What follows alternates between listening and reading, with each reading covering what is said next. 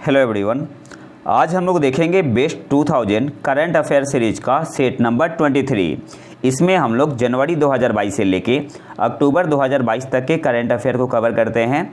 इसके अलावा मैंने बेस्ट 300 जिसमें मैंने कवर किया है नवंबर और दिसंबर 2022 के करंट अफेयर, इसका पूरा कंपाइलेशन मैंने टेलीग्राम चैनल पे डाल दिया है और जो इम्पोर्टेंट क्वेश्चन रह गए हैं उसे मैं इस सीरीज में कवर कर रहा हूं। तो आते हैं पहले करंट अफेयर पे। वैश्विक प्रतिभा प्रतिस्पर्धा सूचकांक ग्लोबल टैलेंट कम्पिटिटिवनेस इंडेक्स 2022 में भारत का रैंक क्या है। यहाँ पे मैं ऑप्शन नहीं पढ़ूंगा, सीधे आंसर बताते हुए चलूँगा और जो रेड में है वही आपका आंसर है। ऑप्शन बी आपका यहाँ पे सही आंसर हो जाएगा 101। वैश्विक प्रतिभा प्रतिस्पर्धा सूचकांक ग्लोबल टैलेंट कम्पिटिटिवनेस इंडेक्स 2022 में भारत का रैंक क्या है, तो ऑप्शन बी आपका यहाँ पे सही आंसर हो जाएगा 101। और इंडिया का स्कोर कितना था इसमें 28.90। अब कुछ इंपॉर्टेंट पॉइंट देख लेते हैं। सबसे पहले ग्लोबल टैलेंट कम्पिटिटिवनेस इंडेक्स को पब्लिश किसके द्वारा किया जाता है, इनसीड के द्वारा, INACAD के द्वारा, इनसीड के द्वारा। और पहले स्थान पे कौन था, ग्लोबल टैलेंट कम्पिटिटिवनेस इंडेक्स 2022 में पहले स्थान पे था स्विट्जरलैंड, दूसरे स्थान पे था सिंगापुर और तीसरे स्थान पे था डेनमार्क। बाकी इंपॉर्टेंट नहीं है, याद रखना। बस पहले स्थान पे कौन था, स्विट्जरलैंड, दूसरे स्थान पे सिंगापुर, तीसरे स्थान पे डेनमार्क। भारत की रैंक कितनी थी, 101। स्कोर कितना था 28.90। पब्लिश किसके द्वारा किया जाता है, इनसीड के द्वारा। अब कुछ इंपॉर्टेंट इंडेक्स देख लेते हैं। वर्ल्ड कम्पिटिटिवनेस इंडेक्स 2022 में भारत की रैंक कितनी थी, 37। डेनमार्क था पहले स्थान पे, स्विट्जरलैंड दूसरे स्थान पे, सिंगापुर तीसरे स्थान पे। और इस इंडेक्स को, वर्ल्ड कम्पिटिटिवनेस इंडेक्स को रिलीज किसके द्वारा किया जाता है, इंस्टीट्यूट फॉर मैनेजमेंट डेवलपमेंट के द्वारा, IMD के द्वारा शॉर्ट में बोलते हैं। वर्ल्ड कम्पिटिटिवनेस इंडेक्स 2022 में भारत की रैंक है 37। डेनमार्क है पहले स्थान पे, स्विट्जरलैंड है दूसरे स्थान पे, सिंगापुर है तीसरे स्थान पे। और इस इंडेक्स को रिलीज किसके द्वारा किया जाता है, इंस्टीट्यूट फॉर मैनेजमेंट डेवलपमेंट के द्वारा, IMD के द्वारा। अगला इंडेक्स है हमारा वर्ल्ड प्रेस फ्रीडम इंडेक्स, जो 2022 में इंडेक्स आया था, वर्ल्ड प्रेस फ्रीडम इंडेक्स 2022। इसमें भारत की रैंक कितनी थी, 150, 150। नॉर्वे था पहले स्थान पे, डेनमार्क था दूसरे स्थान पे, स्वीडन तीसरे स्थान पे, एस्टोनिया चौथे स्थान पे, फिनलैंड पाँचवें स्थान पे। पाकिस्तान की रैंक थी 157, श्रीलंका 146, बांग्लादेश 162, म्यांमार 176, नेपाल 76 और सबसे नीचे था नॉर्थ कोरिया 180। और इस रिपोर्ट को रिलीज किसके द्वारा किया जाता है, रिपोर्टर्स विदाउट बॉर्डर के द्वारा। वर्ल्ड प्रेस फ्रीडम इंडेक्स 2022 में भारत की रैंक थी 150। नॉर्वे था पहले स्थान पे, डेनमार्क दूसरे स्थान पे, स्वीडन तीसरे स्थान पे, एस्टोनिया चौथे स्थान पे, फिनलैंड पाँचवें स्थान पे। पाकिस्तान की रैंक थी 157, Sri Lanka 146, Bangladesh 162, Myanmar 176, Nepal 76, north Korea सबसे नीचे था 180 पे। और इस रिपोर्ट को, जो वर्ल्ड प्रेस फ्रीडम इंडेक्स है, कौन रिलीज करता है, रिपोर्टर्स विदाउट बॉर्डर। अगला है हमारा, अच्छा, वर्ल्ड प्रेस फ्रीडम डे कब मनाते हैं, 3 मई को। वर्ल्ड प्रेस फ्रीडम डे कब मनाते हैं, 3 मई को। अगला इंडेक्स है हमारा ग्लोबल इनोवेशन इंडेक्स 2022। इसमें भारत की रैंक थी 40। स्विट्जरलैंड था पहले स्थान पे, अमेरिका था दूसरे स्थान पे, USA, तीसरे स्थान पे स्वीडन, चौथे स्थान पे UK, पाँचवें पे था नीदरलैंड। और इसमें श्रीलंका की रैंक थी 85, पाकिस्तान की रैंक थी 87, बांग्लादेश 102, 102, नेपाल 111। और इस इंडेक्स को, जो ग्लोबल इनोवेशन इंडेक्स है, रिलीज किया जाता है वर्ल्ड इंटेलेक्चुअल प्रॉपर्टी इंडेक्स के द्वारा, शॉर्ट में बोलते हैं WIPO। अगला इंडेक्स है हमारा इंटरनेशनल इंटेलेक्चुअल प्रॉपर्टी इंडेक्स 2023। इसमें भारत की रैंक थी 42 और 2022 में इसमें भारत की रैंक कितनी थी, 43 और 2023 में कितनी है, 42। टॉप पे कौन है, USA है। और इस इंडेक्स को रिलीज किसके द्वारा किया जाता है, US चैम्बर ऑफ कॉमर्स के द्वारा। अगला इंडेक्स है हमारा first state ranking index for national food security act 2022। इसमें दो दिया गया था, एक था आपका एमोंग जनरल कैटेगरी स्टेट, जिसमें उड़ीसा टॉप पे था। उड़ीसा पहले स्थान पे था, दूसरे स्थान पे यूपी था, तीसरे पे था आंध्र प्रदेश और बिहार की रैंक थी 7। और उड़ीसा का स्कोर कितना था 0.836, यूपी का स्कोर था 0.797, आंध्र प्रदेश का स्कोर था 0.794 और बिहार का स्कोर था 0.783। और special category state and UT में टॉप पे था त्रिपुरा और त्रिपुरा का स्कोर था 0.788। नेक्स्ट आते हैं, जो नीति आयोग का इंडिया इनोवेशन इंडेक्स का तीसरा एडिशन आया, 3 कैटेगरी में दिया गया अवार्ड। एक तो था आपका मेजर स्टेट कैटेगरी, दूसरा था north east and hill state category और तीसरा था UT and city state category. तो मेजर स्टेट कैटेगरी में कर्नाटक टॉप पे था, मेजर स्टेट कैटेगरी में कर्नाटक टॉप पे था, north east and hill state category में मणिपुर टॉप पे था और UT and city state category में चंडीगढ़ टॉप पे था। याद क्या रखना है, जो नीति आयोग का इंडिया इनोवेशन इंडेक्स आया तीसरा एडिशन, उसमें मेजर स्टेट कैटेगरी में टॉप पे कौन था, Karnataka, north east and hill state category में मणिपुर टॉप पे था और UT and city state category में चंडीगढ़ टॉप पे था। नेक्स्ट आते हैं, दुनिया की पहली हाइड्रोजन संचालित ट्रेन किस देश में अपनी यात्रा शुरू की है? सही आंसर यहाँ पे होगा ऑप्शन ए, जर्मनी में। दुनिया की पहली हाइड्रोजन संचालित ट्रेन किस देश में अपनी यात्रा शुरू की है? तो ऑप्शन ए आपका यहाँ पे सही आंसर हो जाएगा, जर्मनी में। नेक्स्ट आते हैं,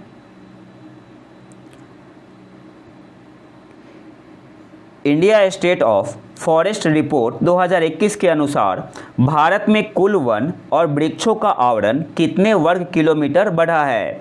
सही आंसर यहाँ पे होगा option A, 2261 square kilometre. India state of forest report 2021 के अनुसार भारत में कुल वन और वृक्षों का आवरण कितने वर्ग किलोमीटर बढ़ा है? तो ऑप्शन ए आपका यहाँ पे सही आंसर हो जाएगा, 2261 स्क्वायर किलोमीटर। अब इसे थोड़ा डिटेल में देख लेते हैं। तो जो टोटल फॉरेस्ट कवर इंक्रीज हुआ है देश का, वो हुआ है 1540 स्क्वायर किलोमीटर और ट्री कवर इंक्रीज हुआ है 721 स्क्वायर किलोमीटर। तो टोटल कितना हो गया, 2261 स्क्वायर किलोमीटर। और जो 3 ऐसे स्टेट है जहाँ पे सबसे ज़्यादा फॉरेस्ट कवर इंक्रीज हुआ है, तो पहले स्थान पे है आंध्र प्रदेश, कितना इंक्रीज हुआ है 647 स्क्वायर किलोमीटर। दूसरे स्थान पे है तेलंगाना, कितना इंक्रीज हुआ है 632 स्क्वायर किलोमीटर। और तीसरे स्थान पे है उड़ीसा, यहाँ पे कितना इंक्रीज हुआ है फॉरेस्ट कवर 537 स्क्वायर किलोमीटर। तो टॉप 3 स्टेट कौन है जहाँ पे सबसे ज़्यादा फॉरेस्ट कवर इंक्रीज हुआ है? तो आंध्र प्रदेश है पहले स्थान पे 647 स्क्वायर किलोमीटर, इसके बाद है तेलंगाना 632 स्क्वायर किलोमीटर, फिर है उड़ीसा 537 स्क्वायर किलोमीटर। और अगर एरिया वाइज बात करें तो मध्य प्रदेश टॉप पे है, largest forest cover. Area wise अगर देखेंगे तो मध्य प्रदेश पहले स्थान पे है, मध्य प्रदेश के बाद है अरुणाचल प्रदेश। एरिया वाइज अगर बात करेंगे तो मध्य प्रदेश टॉप पे है, पहले स्थान पे है, इसके बाद है अरुणाचल प्रदेश, फिर है छत्तीसगढ़, फिर है उड़ीसा और फिर है महाराष्ट्र। और अगर परसेंटेज के अकॉर्डिंग देखें in terms of forest cover as percentage of total geographical area, तो टॉप 5 स्टेट कौन है? पहले स्थान पे है मिजोरम 84.53%, दूसरे स्थान पे है अरुणाचल प्रदेश 79.33%, तीसरे स्थान पे है मेघालय 76%, चौथे स्थान पे है मणिपुर 74.34% और पाँचवें स्थान पे है नागालैंड 73.90%। तो इसका आप स्क्रीनशॉट ले सकते हैं। नेक्स्ट आते हैं,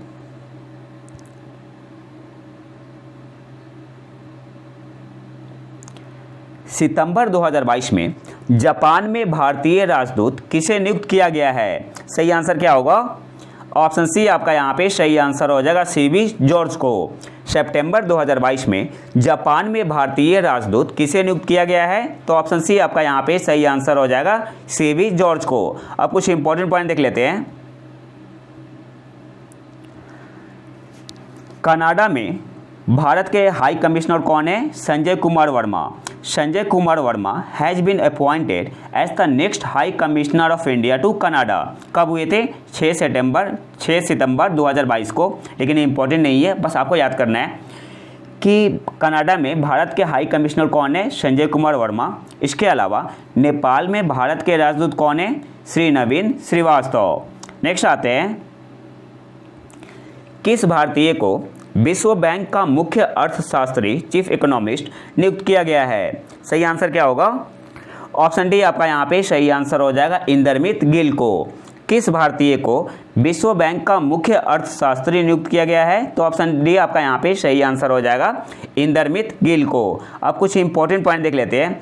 ये दूसरे विश्व बैंक के मुख्य अर्थशास्त्री है जो भारतीय है। पहले कौन थे? तो पहले थे कौशिक बासु, और जो कि चीफ इकोनॉमिस्ट थे वर्ल्ड बैंक के। कब से कब तक? 2012 से 2016 तक। दूसरे कौन हुए हैं? इंदरमित गिल। और पहले कौन थे? पहले इंडियन कौन थे जो कि वर्ल्ड बैंक के चीफ इकोनॉमिस्ट बने थे? कौशिक बासु, जो कि कब से कब तक थे? 2012 से 2016 तक। इसके अलावा आपको क्या याद रखना है? गीता गोपीनाथ पहली महिला बनी है जो फीचर हुई है IMF के wall of former chief economist पे। जो Gita Gopinath becomes first women and second Indian to feature on IMF wall of former chief economist. तो पहले इंडियन कौन थे? दूसरे इंडियन कौन बनी है? गीता गोपीनाथ। और पहली वुमेन बनी है और दूसरे इंडियन बनी है। तो पहले इंडियन कौन थे? पहले इंडियन थे रघुराम राजन। नेक्स्ट आते हैं, संयुक्त राष्ट्र महासचिव ने दक्षिण सूडान में किस भारतीय को फोर्स कमांडर संयुक्त राष्ट्र मिशन के रूप में नियुक्त किया? सही आंसर क्या होगा? ऑप्शन बी आपका यहाँ पे सही आंसर हो जाएगा, मोहन सुब्रमण्यन को। संयुक्त राष्ट्र महासचिव ने दक्षिण सूडान में किस भारतीय को फोर्स कमांडर संयुक्त राष्ट्र मिशन के रूप में नियुक्त किया? तो ऑप्शन बी आपका यहाँ पे सही आंसर हो जाएगा, मोहन सुब्रमण्यन को। नेक्स्ट आते हैं, कुछ इंपॉर्टेंट करंट अफेयर देख लेते हैं। भारत के तरफ से यूनाइटेड नेशन में भारतीय राजदूत कौन नियुक्त हुआ है? तो Ruchira Kamboj. Ruchira Kamboj has been appointed as the permanent representative या ambassador of India to the UN। उनका नाम क्या है? रुचिरा कंबोज। और इसके अलावा जो सेकेंड पॉइंट है वो आपका है, जो अरुणव घोष है जो कि CEO है of the Delhi based council for energy environment and water, इनको अपॉइंट किया गया है as a member of a high level group constituted by united nation secretary general Antonio Guterres to bolster action against streaming global warming. इसका मतलब क्या हुआ? To bolster against streaming global warming मतलब क्या हुआ? ग्लोबल वार्मिंग को रोकने के लिए मजबूत करवाई। तो जो अरुणव घोष है जो कि CEO है of the Delhi based council for energy environment and water, इनको अपॉइंट किया गया है as a member of a high level group constituted by united nation secretary general to bolster action against streaming global warming. इसके अलावा क्या याद रखना आपको? Mister Ghosh is among 3 Asian, 3 Asian से क्या बोलते हैं अपॉइंट हुए हैं।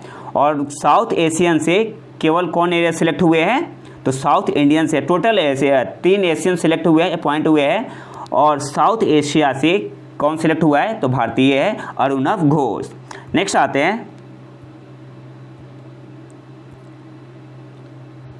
स्पोर्ट स्टार SS अवार्ड 2022 में sports star of the year पुरुष और महिला पुरस्कार किसने जीता? सही आंसर यहाँ पे होगा ऑप्शन ए, नीरज चोपड़ा और मीराबाई चानू ने। स्पोर्ट स्टार SS अवार्ड 2022 में sport star of the year पुरुष और महिला पुरस्कार किसने जीता? तो पुरुष का जीता था नीरज चोपड़ा ने और महिला का जीता था मीराबाई चानू ने। तो सही आंसर यहाँ पे क्या होगा? ऑप्शन ए आपका यहाँ पे सही आंसर होगा, नीरज चोपड़ा और मीराबाई चानू। नेक्स्ट आते हैं,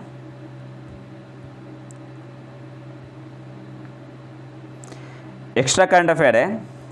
दादा साहब फाल्के अवार्ड जो दिया गया था 2020 के लिए, किसे दिया गया था? 2022 में दिया गया था लेकिन मिला था 2020 के लिए तो आशा पारेख जी को, 2019 के लिए मिला था रजनीकांत को और 2018 के लिए अमिताभ बच्चन जी को। नेक्स्ट आते हैं, इसके अलावा शशि थरूर को फ्रांस का हाईएस्ट सिविलियन अवार्ड मिला है जिसे बोलते हैं Chevalier de la Legion d'honneur 2022। Shashi Tharoor को फ्रांस का हाईएस्ट सिविलियन अवार्ड मिला है 2022 के लिए। उस अवार्ड का नाम क्या है? थर्ड ऑफ नेम है शेवेलियर दे la Legion D honour award.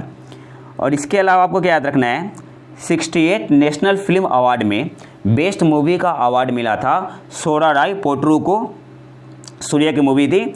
और बेस्ट एक्टर का अवार्ड मिला था, सूर्या को मिला था और अजय देवगन को मिला था। सूर्या को मिला था सोराराय पोट्रू के लिए और अजय देवगन को मिला था किस मूवी के लिए? तानाजी के लिए। और बेस्ट एक्ट्रेस का अवार्ड मिला था 68 नेशनल फिल्म अवार्ड में अपर्णा बालामुरली को। नेक्स्ट आते हैं,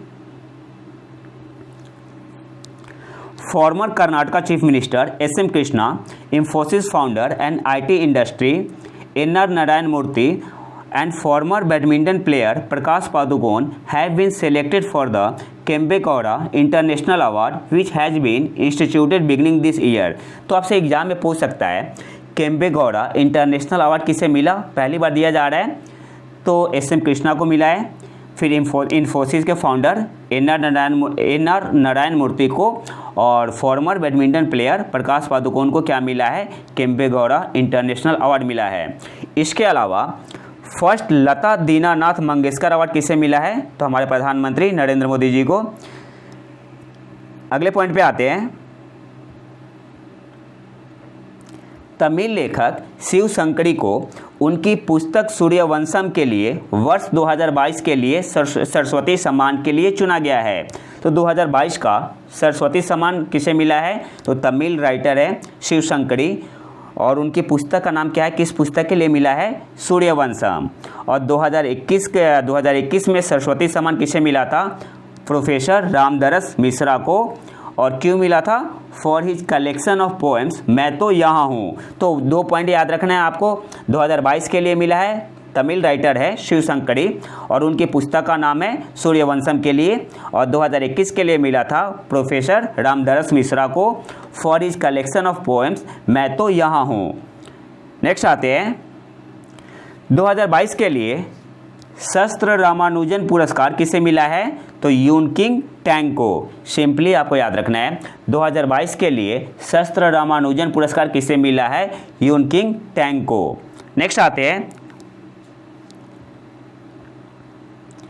Ramanujan prize for young mathematician किसे मिला है? तो ये मिला है प्रोफेसर नीना गुप्ता को। द रामानुजन प्राइज 2022 में the Ramanujan prize for young mathematician award किसे मिला है? प्रोफेसर नीना गुप्ता को। और इसके अलावा डॉक्टर सिंथिया रोजेनविक इनको मिला है world food prize 2022।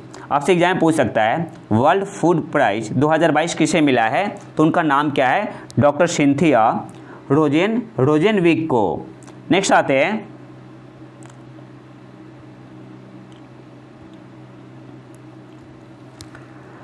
Royal gold medal 2022 award किसे मिला है? तो भारतीय वास्तुकार बालकृष्ण दोषी को। भारतीय वास्तुकार बालकृष्ण दोषी को वास्तुकला के लिए दुनिया के सर्वोच्च सम्मानों में से एक रॉयल गोल्ड मेडल 2022 मिला है। किसे मिला है? भारतीय इंडियन आर्किटेक्ट है जिनका नाम है बालकृष्ण दोषी। इसके अलावा आप क्या याद रखना है, 2022 का एबल प्राइज किसे मिला है? डेनिस पार्नेल सुलिवन को। 2022 का एबल प्राइज मैथ्स में दिया जाता है, टोपोलॉजी के लिए मिला है डेनिस पार्नेल सुलिवन को। अगला है हमारा, सिहान करुणा तिलका ने अपने दूसरे उपन्यास the 7 moons of Maali Almeida के लिए बुकर पुरस्कार 2022 जीता है। तो बुकर प्राइज 2022 किसे मिला है? सिहान करुणा तिलका को। कौन से उपन्यास के लिए? The 7 moons of Maali Almeida के लिए। नेक्स्ट आता है श्रीलंका के हैं, ये भी पॉइंट आपको याद रखना है। इसके अलावा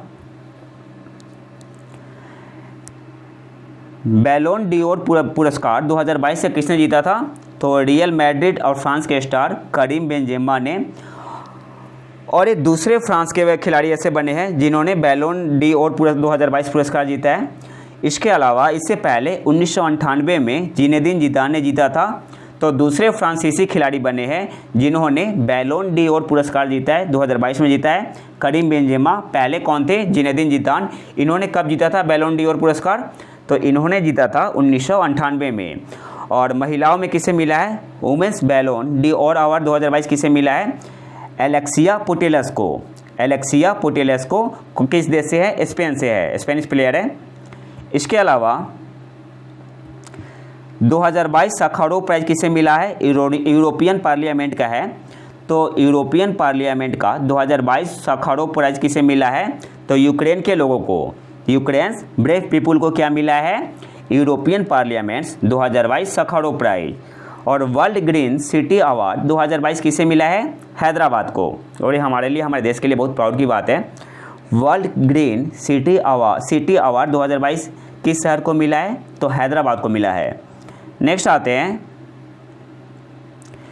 केंद्र सरकार ने टारगेटेड एरियाज में छात्रों के लिए आवासीय शिक्षा के लिए एक योजना शुरू की है। उस योजना का नाम क्या है? तो सही आंसर यहाँ पे होगा ऑप्शन सी, श्रेष्ठ योजना। केंद्र सरकार ने लक्षित क्षेत्रों टारगेटेड एरियाज में छात्रों के लिए आवासीय शिक्षा के लिए एक योजना शुरू की है। उस योजना का नाम क्या है? तो ऑप्शन सी आपका यहाँ पे सही आंसर हो जाएगा, श्रेष्ठ योजना। अच्छा, कौन से मिनिस्ट्री के अंतर्गत आती है? तो मिनिस्ट्री का नाम भी याद रखना है, सामाजिक न्याय और अधिकारिता मंत्रालय। एग्जाम में पूछ सकते हैं आपसे कि जो श्रेष्ठ स्कीम है किस मंत्रालय का है? तो आंसर क्या होगा? सामाजिक न्याय और अधिकारिता मंत्रालय, department of social justice and empowerment. Next आते हैं, प्रधानमंत्री श्री नरेंद्र मोदी ने किस शहर में भारतीय राष्ट्रीय अंतरिक्ष संवर्धन और प्राधिकरण केंद्र Indian national space promotion and authorization centre के मुख्यालय का उद्घाटन किया? तो ऑप्शन बी आपका यहाँ पे सही आंसर होगा, अहमदाबाद। प्रधानमंत्री श्री नरेंद्र मोदी ने किस शहर में भारतीय राष्ट्रीय अंतरिक्ष संवर्धन और प्राधिकरण केंद्र Indian national space promotion and authorization centre के मुख्यालय का उद्घाटन किया? तो ऑप्शन बी आपका यहाँ पे सही आंसर होगा, अहमदाबाद में। नेक्स्ट आते हैं, आईओसी ने, इंडियन ऑयल ने किस नाम के स्वदेशी सोलर कुकटॉप का अनावरण किया? तो आंसर क्या होगा? Option A, सूर्यनूतन। आईओसी ने किस नाम के स्वदेशी सोलर कुकटॉप का अनावरण किया? तो क्या नाम था स्वदेशी सोलर कुकटॉप का? सूर्यनूतन। ऑप्शन ए आपका यहाँ पे सही आंसर होगा। नेक्स्ट आते हैं, किस देश को 2022-24 के लिए association of Asian election authorities का अध्यक्ष चुना गया है? तो ऑप्शन डी आपका यहाँ पे सही आंसर होगा, भारत को। किस देश को 2022-24 के लिए association of Asian election authorities का अध्यक्ष चुना गया है? तो ऑप्शन डी आपका यहाँ पे सही आंसर हो जाएगा, भारत को। नेक्स्ट आते हैं, भारत ने सफलतापूर्वक हेलिना का परीक्षण किया। आपसे पूछ रहा है हेलिना क्या है? सही आंसर यहाँ पे होगा option C, anti tank guided missile है। हेलिना क्या है? एंटी टैंक गाइडेड मिसाइल है। और इसके अलावा आपको क्या याद रखना है, ये जो टेस्ट था इसे ज्वाइंटली कंडक्ट किया गया था by the team of scientist from DRDO और Indian army and Indian air force. The flight test was jointly conducted by the teams of scientist from DRDO, Indian army and Indian air force. Next आते हैं, वित्तीय समावेशन के क्षेत्र में नए विचारों को बनाने और नया करने के समाधान बनाने के लिए फिनटेक स्टार्टअप समुदायों के साथ सहयोग करने के लिए किस संस्थान ने 21 अप्रैल 2022 को एक संयुक्त पहल फिनक्लूवेशन शुरू की? सिंपली आपसे पूछ रहा है किस संस्था ने फिनक्लूवेशन पहल शुरू की? आंसर क्या होगा? Option B, India post payments bank. ज़्यादा नहीं पढ़ना आपको, बस इतना याद रखना है, फिनक्लूवेशन पहल किसने शुरू की है? तो ऑप्शन बी आपका यहाँ पे सही आंसर होगा, इंडिया पोस्ट पेमेंट्स बैंक ने। नेक्स्ट आते हैं, किस भारतीय शटलर ने स्विस ओपन बैडमिंटन 2022 का खिताब जीता? तो ऑप्शन ए आपका यहाँ पे सही आंसर होगा, PV सिंधु ने। किस भारतीय शटलर ने Swiss open badminton women single की बात हो रही है 2022 का खिताब जीता? तो ऑप्शन ए आपका यहाँ पे सही आंसर हो जाएगा, PV सिंधु ने। इसके अलावा आपको याद रखना है, भारतीय युगल जोड़ी सात्विक साईराज रंकी रेड्डी और चिराग शेट्टी ने रविवार को चीन के वांग कियांग और रेन जियांग यू को हराकर स्विस ओपन 2023 पुरुष युगल खिताब जीता। ज़्यादा याद नहीं रखना है आपको बस सिंपली ये याद रखना है। इससे पहले तो 2022 की बात हुई थी। स्विस ओपन 2023 में पुरुष युगल खिताब किसने जीता? तो भारतीय युगल जोड़ी है सात्विक साईराज, रैंकी रेड्डी और चिराग शेट्टी ने। और आपसे एग्जाम में क्वेश्चन ऐसे भी पूछ सकता है कि सात्विक साईराज, रैंकी रेड्डी और चिराग शेट्टी कौन सा खेल खेलते हैं? तो आंसर क्या होगा? बैडमिंटन। नेक्स्ट आते हैं, किस महारत्न कंपनी को भारत की सबसे भरोसेमंद सार्वजनिक क्षेत्र की कंपनी का पुरस्कार मिला? तो ऑप्शन डी आपका यहाँ पे सही आंसर हो जाएगा, कोल इंडिया लिमिटेड को। किस महारत्न कंपनी को 2022 में मिला था? किसके द्वारा? एसोचैम के द्वारा। भारत की सबसे भरोसेमंद सार्वजनिक क्षेत्र की कंपनी को भारत की सबसे भरोसेमंद सार्वजनिक क्षेत्र की कंपनी का पुरस्कार मिला। तो ऑप्शन डी आपका यहाँ पे सही आंसर हो जाएगा, कोल इंडिया लिमिटेड को। नेक्स्ट आते हैं,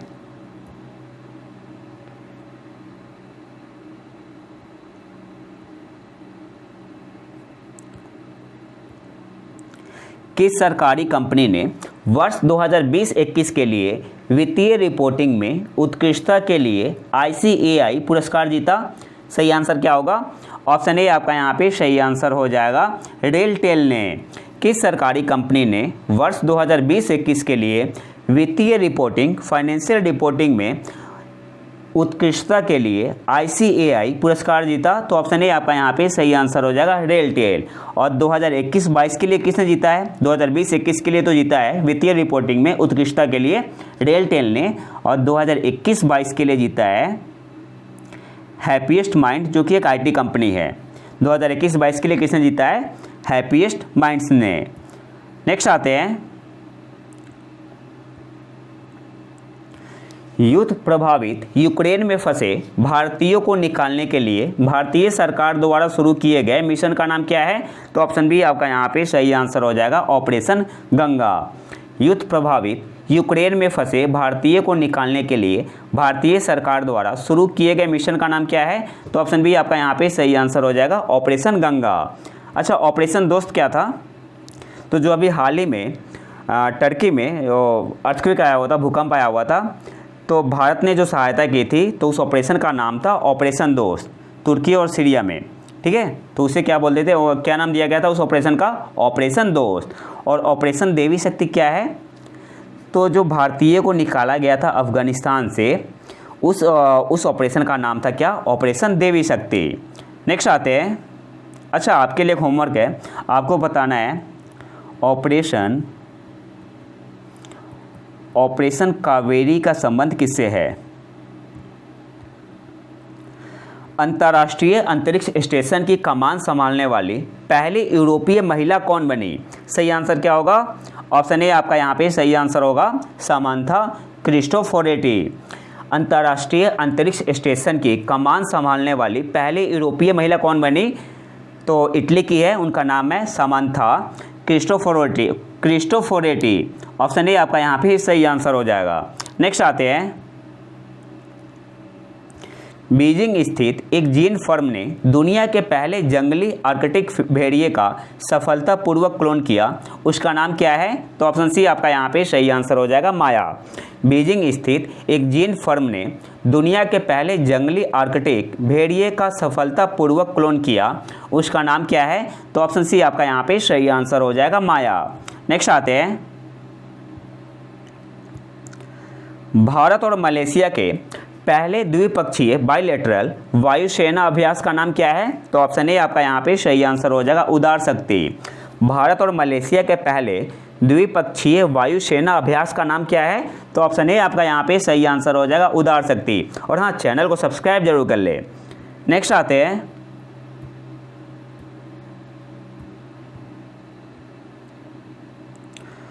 वन हर्ब वन स्टैंडर्ड के प्रचार के लिए किन दो केंद्रीय मंत्रालयों ने समझौता ज्ञापन पर हस्ताक्षर किए हैं? तो ऑप्शन बी आपका यहाँ पे सही आंसर हो जाएगा, केंद्रीय स्वास्थ्य मंत्रालय और केंद्रीय आयुष मंत्रालय ने वन हर्ब वन स्टैंडर्ड के प्रचार के लिए किन दो केंद्रीय मंत्रालयों ने समझौता ज्ञापन पर हस्ताक्षर किए हैं? तो ऑप्शन बी आपका यहाँ पे सही आंसर हो जाएगा, केंद्रीय स्वास्थ्य मंत्रालय और केंद्रीय आयुष मंत्रालय ने। नेक्स्ट आते हैं, किस कंपनी ने हजीरा गुजरात में भारत का पहला और दुनिया के सबसे बड़े कार्बन फाइबर संयंत्रों में से एक बनाने की घोषणा की है? तो ऑप्शन डी आपका यहाँ पे सही आंसर हो जाएगा, रिलायंस इंडस्ट्री ने। किस कंपनी ने हजीरा गुजरात में भारत का पहला और दुनिया के सबसे बड़े कार्बन फाइबर संयंत्रों में से एक के बनाने की घोषणा की है? तो ऑप्शन डी आपका यहाँ पे सही आंसर होगा, रिलायंस इंडस्ट्री ने। और प्लांट कब तक कंप्लीट हो जाएगा? 2025 तक। नेक्स्ट आते हैं, जो फर्स्ट फेज है प्लांट का वो कब तक कंप्लीट हो जाएगा? First phase of the plant will be completed in 2025। Next आते हैं, कौन सा देश गैस टेक मिलान 2022 कार्यक्रम का मेजबान है? तो ऑप्शन सी आपका यहाँ पे सही आंसर हो जाएगा, इटली। कौन सा देश गैस टेक मिलान 2022 कार्यक्रम का मेजबान है? तो ऑप्शन सी आपका यहाँ पे सही आंसर हो जाएगा, इटली। और 2023 अगर यहाँ पे बोल दे तब आंसर क्या होगा? सिंगापुर। गैस टेक मिलान 2022 कार्यक्रम का मेजबान कौन सा देश है? तो इटली था। और 2023 में कौन सा देश होगा? गैस टेक मिलान 2023 अगर पूछते तो तब आंसर होगा सिंगापुर। नेक्स्ट आते हैं, वोल्कर तुर्क जिन्हें मानवाधिकारों के लिए संयुक्त राष्ट्र के उच्चायुक्त के रूप में नियुक्त किया गया था, किस देश से है? तो ऑप्शन ए आपका यहाँ पे सही आंसर होगा, ऑस्ट्रिया से। वोल्कर तुर्क जिन्हें मानवाधिकारों के लिए संयुक्त राष्ट्र के उच्चायुक्त के रूप में नियुक्त किया गया था, किस देश से है? तो ऑप्शन ए आपका यहाँ पे सही आंसर हो जाएगा, ऑस्ट्रिया। नेक्स्ट आते हैं, किस विदेशी ऋणदाता ने भारत में ग्रीन कॉज हरित कारणों का समर्थन करने के लिए 125 करोड़ रुपए देने का वादा किया है? तो ऑप्शन बी आपका यहाँ पे सही आंसर हो जाएगा, HSBC ने। किस विदेशी ऋणदाता ने भारत में हरित कारणों ग्रीन कॉज का समर्थन करने के लिए 125 करोड़ रुपए देने का वादा किया है? तो ऑप्शन बी आपका यहाँ पे सही आंसर होगा, HSBC ने। विश्व प्राथमिक चिकित्सा दिवस 2022 वर्ल्ड फर्स्ट एड डे 2022 का विषय क्या है? तो ऑप्शन सी आपका यहाँ पे सही आंसर होगा, लाइफ लॉन्ग फर्स्ट एड। विश्व प्राथमिक चिकित्सा दिवस 2022 का थीम है लाइफ लॉन्ग फर्स्ट एड। और कब मनाते हैं? 10 सितंबर को। कब मनाते हैं? 10 सितंबर को। एक्चुअली मनाते हैं जो सेकेंड सैटरडे आता है सितंबर का, उस दिन क्या मनाते हैं? World first aid day. और 2022 में पड़ा है 10 सितंबर को। ठीक है, नेक्स्ट आते हैं, फाइनेंशियल टाइम्स MIM लिस्ट द्वारा किस संस्थान को परास्नातक छात्रों के लिए भारत का सर्वश्रेष्ठ बिजनेस स्कूल घोषित किया गया? तो ऑप्शन ए आपका यहाँ पे सही आंसर होगा, IIM बैंगलोर को। फाइनेंशियल टाइम्स MIM लिस्ट द्वारा किस संस्थान को परास्नातक छात्रों के लिए भारत का सर्वश्रेष्ठ बिजनेस स्कूल घोषित किया गया? तो ऑप्शन ए आपका यहाँ पे सही आंसर हो जाएगा, IIM बैंगलोर को। नेक्स्ट आते हैं, और ये 2022 की रैंकिंग थी। प्रधानमंत्री रोजगार सृजन कार्यक्रम किस केंद्रीय मंत्रालय से संबंधित है? तो ऑप्शन बी आपका यहाँ पे सही आंसर हो जाएगा, MSME मंत्रालय। प्रधानमंत्री रोजगार सृजन कार्यक्रम किस केंद्रीय मंत्रालय से संबंधित है? तो ऑप्शन बी आपका यहाँ पे सही आंसर हो जाएगा, MSME मंत्रालय। नेक्स्ट आते हैं, किस कंपनी ने IT मंत्रालय के फ्यूचर स्किल्स प्राइम प्लेटफॉर्म के साथ अपने कंप्यूटिंग फाउंडेशन कोर्स की घोषणा की है? तो सही आंसर क्या होगा? ऑप्शन डी आपका यहाँ पे सही आंसर हो जाएगा, गूगल क्लाउड।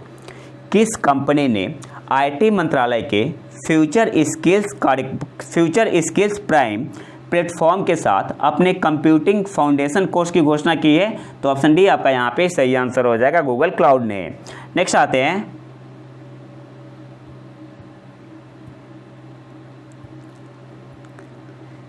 किस केंद्रीय मंत्रालय ने भारत में फुटबॉल फॉर स्कूल पहल को लागू करने के लिए फीफा और AIFF के साथ समझौता ज्ञापन पर हस्ताक्षर किए? तो ऑप्शन सी आपका यहाँ पे सही आंसर हो जाएगा। शिक्षा मंत्रालय ने, किस केंद्रीय मंत्रालय ने भारत में फुटबॉल फॉर स्कूल पहल को लागू करने के लिए फीफा और AIFF के साथ समझौता ज्ञापन पर हस्ताक्षर किए? तो ऑप्शन सी आपका यहाँ पे सही आंसर हो जाएगा, शिक्षा मंत्रालय ने। नेक्स्ट आते हैं, सैंपल रजिस्ट्रेशन सिस्टम रिपोर्ट 2020 के अनुसार भारत में 2020 में अंडर 5 मृत्यु दर क्या है? सही आंसर यहाँ पे क्या होगा? ऑप्शन ए आपका यहाँ पे सही आंसर हो जाएगा 32 sample registration system SRS report 2020 के अनुसार भारत में 2020 में अंडर 5 मृत्यु दर, अंडर 5 मोर्टेलिटी रेट क्या है? तो ऑप्शन ए आपका यहाँ पे सही आंसर हो जाएगा 32।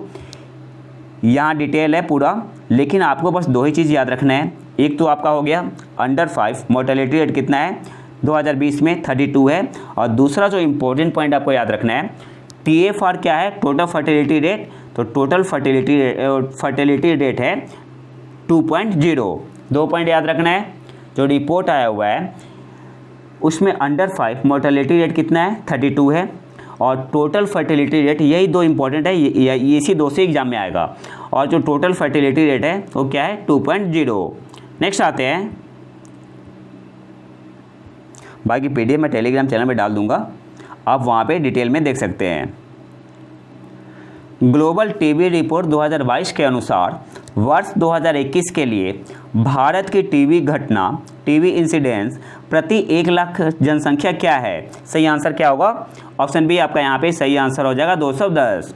ग्लोबल टीबी रिपोर्ट 2022 के अनुसार वर्ष 2021 के लिए भारत की टीबी इंसिडेंस प्रति 1 लाख जनसंख्या क्या है? तो ऑप्शन बी आपका यहाँ पे सही आंसर हो जाएगा 210।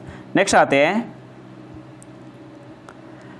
पहली बार क्वीन एलिजाबेथ द्वितीय वुमेन ऑफ द ईयर पुरस्कार का विजेता किसे नामित किया गया है? तो ऑप्शन सी आपका यहाँ पे सही आंसर हो जाएगा सुवेला ब्रेवरमैन को।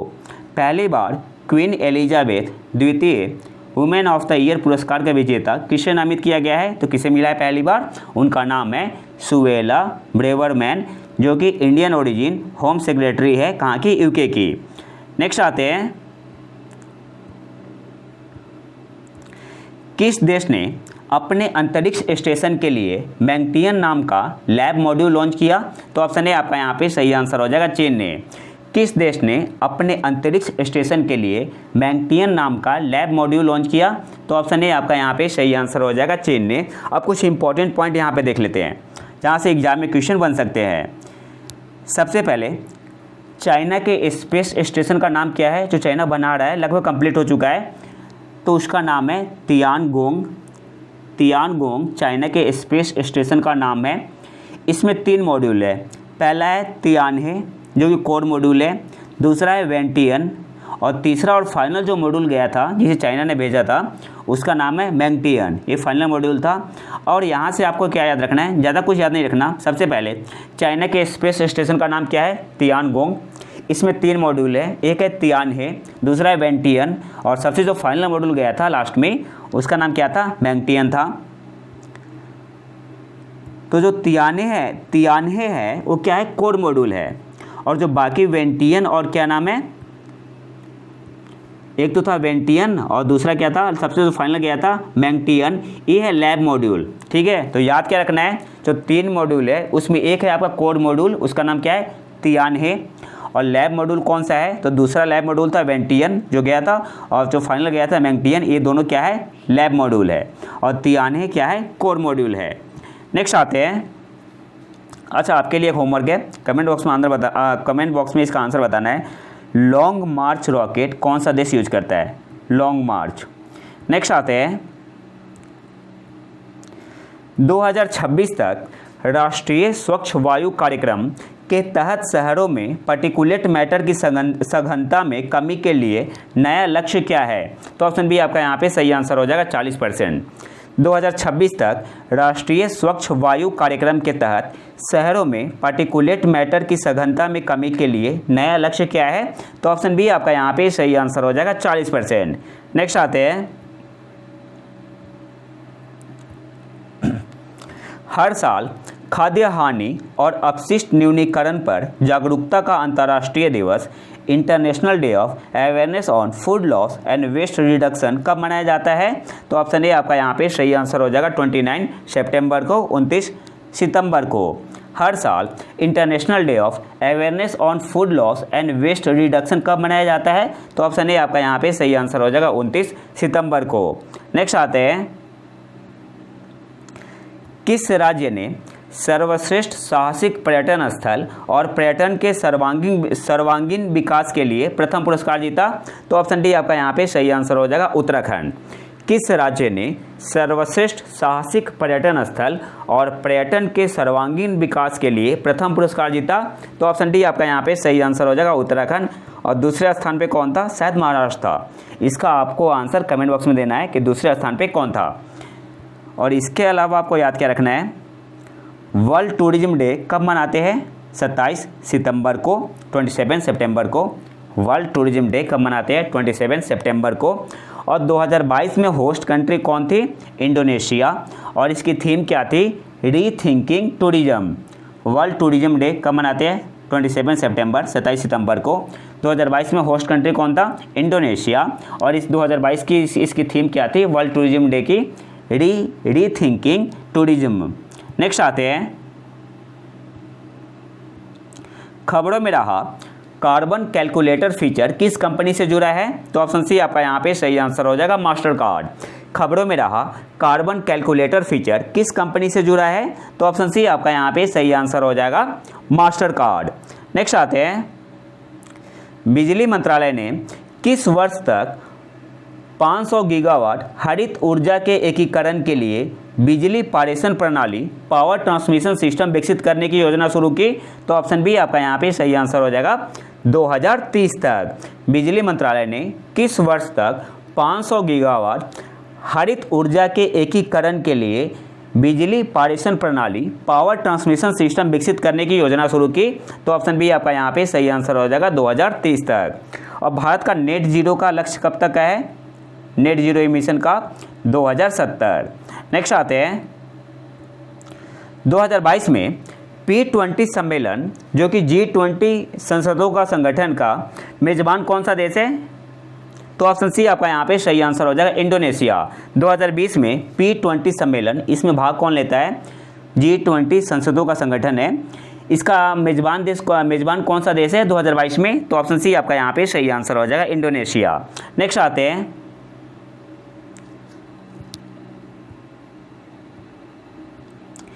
किस सार्वजनिक क्षेत्र की इकाई ने प्राकृतिक गैस के साथ मिश्रित हाइड्रोजन को फायरिंग प्रदर्शित करने के लिए जीई गैस पावर के साथ भागीदारी की है? तो ऑप्शन ए आपका यहाँ पे सही आंसर होगा एनटीपीसी ने। किस सार्वजनिक क्षेत्र की इकाई ने प्राकृतिक गैस के साथ मिश्रित हाइड्रोजन को firing blended with natural gas प्रदर्शित करने के लिए जीई गैस पावर के साथ भागीदारी की है?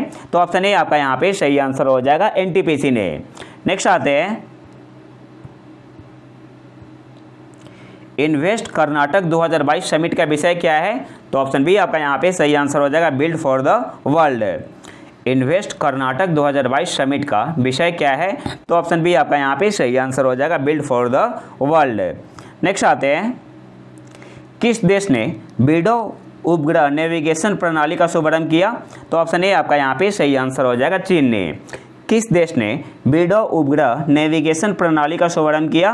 तो ऑप्शन ए आपका यहाँ पे सही आंसर होगा चीन। नेक्स्ट आते हैं, विज्ञान और शांति का अंतर्राष्ट्रीय सप्ताह international week of science and peace किस महीने में मनाया जाता है? तो ऑप्शन डी आपका यहाँ पे सही आंसर होगा नवंबर में। विज्ञान और शांति का अंतर्राष्ट्रीय सप्ताह international week of science and peace किस महीने में मनाया जाता है? तो ऑप्शन डी आपका यहाँ पे सही आंसर हो जाएगा नवंबर में। और world science day for piece and development किस दिन मनाते हैं? 10 नवंबर को। World science day for piece and development कब मनाते हैं? 10 नवंबर को। अच्छा, ये वीक कब से कब तक मनाया जाता है? तो 9 नवंबर से 14 नवंबर तक, जिस वीक में 11 नवंबर पड़ता है। जनरली 9 नवंबर से 14 नवंबर तक हर एक साल मनाया जाता है क्या? International week of science and peace. Next आते हैं, किस भारतीय बैंक ने आवक तार प्रेषण इनवार्ड वायर रेमिटेंस के लिए स्मार्ट वायर ऑनलाइन सुविधा शुरू की है? तो ऑप्शन सी आपका यहाँ पे सही आंसर हो जाएगा, आईसीआईसीआई बैंक ने। किस भारतीय बैंक ने इनवार्ड वायर रेमिटेंस के लिए स्मार्ट वायर ऑनलाइन सुविधा प्रदान की है? तो ऑप्शन सी आपका यहाँ पे सही आंसर हो जाएगा, आईसीआईसीआई बैंक ने। नेक्स्ट आते हैं, बिली जीन किंग कप किस खेल से संबंधित है? महिलाओं के लिए होता है। ऑप्शन बी आपका यहाँ पे सही आंसर हो जाएगा, tennis. Billie Jean King cup किस खेल से संबंधित है? तो ऑप्शन बी आपका यहाँ पे सही आंसर हो जाएगा, अब बोला नहीं जा रहा, ऑप्शन बी आपका यहाँ पे सही आंसर हो जाएगा, टेनिस। और ये वुमेन्स स्पोर्ट्स से संबंधित है, महिलाओं का टेनिस गेम है। नेक्स्ट आते हैं, किस देश के रोवर ने पहली बार चंद्रमा पर सोडियम की प्रचुरता की मैपिंग की है? तो ऑप्शन ए आपका यहाँ पे सही आंसर हो जाएगा, भारत ने। किस देश के रोवर ने पहली बार चंद्रमा पर सोडियम की प्रचुरता की मैपिंग की है? तो ऑप्शन ए आपका यहाँ पे सही आंसर हो जाएगा, भारत ने। नेक्स्ट आते हैं, भारतीय खेल प्राधिकरण साई और एनटीपीसी द्वारा संयुक्त रूप से निर्मित वाटर स्पोर्ट्स सेंटर का हाल ही में किस राज्य या केंद्र शासित प्रदेश में उद्घाटन किया गया था? तो ऑप्शन बी आपका यहाँ पे सही आंसर हो जाएगा, हिमाचल प्रदेश। भारतीय खेल प्राधिकरण साई और एनटीपीसी द्वारा संयुक्त रूप से निर्मित वाटर स्पोर्ट्स सेंटर का हाल ही में किस राज्य या केंद्र शासित प्रदेश में उद्घाटन किया गया था? तो आंसर क्या होगा, option B, Himachal Pradesh. Next आते हैं, भारत में निर्मित कैमरा ड्रोन जिसका नाम है ड्रोनी हाल ही में किस संस्था द्वारा लॉन्च किया गया था? तो ऑप्शन सी आपका यहाँ पे सही आंसर हो जाएगा, गरुड़ एरोस्पेस द्वारा, और इसे लॉन्च किया था एमएस धोनी ने। भारत में निर्मित कैमरा ड्रोन जिसका नाम है ड्रोनी हाल ही में किस संस्था द्वारा लॉन्च किया गया था? तो ऑप्शन सी आपका यहाँ पे सही आंसर हो जाएगा, गरुड़ एरोस्पेस के द्वारा। और हाँ, चैनल को सब्सक्राइब जरूर कर ले। और आज के आखिरी करंट अफेयर पे आते हैं,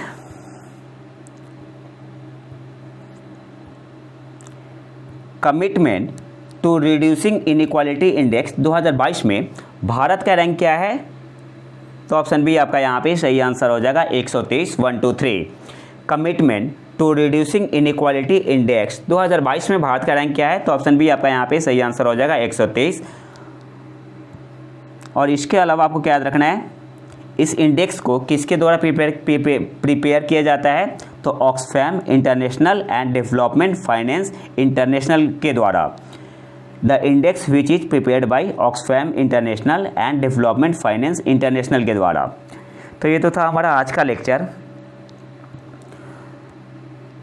अगर आपको इसका पीडीएफ चाहिए तो आप हमारे टेलीग्राम चैनल प्रतीक IQ को ज्वाइन कर सकते हैं। और अगर वीडियो पसंद आए तो वीडियो को लाइक जरूर करें और ज़्यादा से ज़्यादा शेयर करें। मिलते हैं नए वीडियो में नए टॉपिक के साथ, तब तक के लिए नमस्कार, जय हिंद।